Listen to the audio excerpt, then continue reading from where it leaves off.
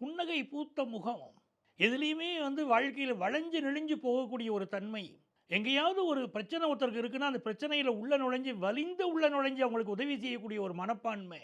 அப்படின்னு அற்புதமான மனிதர்கள் மிதுன ராசி அன்பர்கள். வாழ்க்கையில் நான் பார்த்து பார்த்து வியந்து போகக்கூடிய மனிதர்களில் மிதுன ராசி அன்பர்கள் பல பேர். அந்த மிதுன ராசிக்காரர்களுக்கு இந்த ராகு கேது பயிற்சிங்கிறது மிகச்சிறந்த மாற்றங்களை கொண்டு வந்து வாழ்க்கையில் கொடுக்க போகுது. 2025ஆம் ஆண்டு மே மாதம் 18ஆம் தேதி ராகு கேது பயிற்சி நடக்கப் போகுது. ராகு கேது பயிற்சி என்பது 1½ ஆண்டுகளுக்கு ஒரு முறை நடக்கும். இந்த மிதுன ராசியில் இருக்கக்கூடிய நட்சத்திரங்கள் பார்த்தீங்கன்னா, இதில் மிருகசீரிஷம், திருவாதிரை, புனர்பூசம் என்ற 3 நட்சத்திரங்கள். அதில் நடுநாயகமாக இருக்கக்கூடிய நட்சத்திரம் திருவாதிரை நட்சத்திரம். இந்த நட்சத்திரம் என்பது ராகுவுடைய நட்சத்திரம். அப்போ பொதுவாகவே மிதுன ராசிக்காரங்களுக்கு ராகு பகவான் மிகச்சிறந்த நன்மைகளை தருவார்னு அர்த்தம். இப்போ உங்களுக்கு உங்கள் ராசிக்கு பாக்கியஸ்தானத்திற்குள்ளே ராகு பகவான் வரார். உங்களுக்கு 10வது ஸ்தானத்தில் ராகு பகவான் இருந்தார்.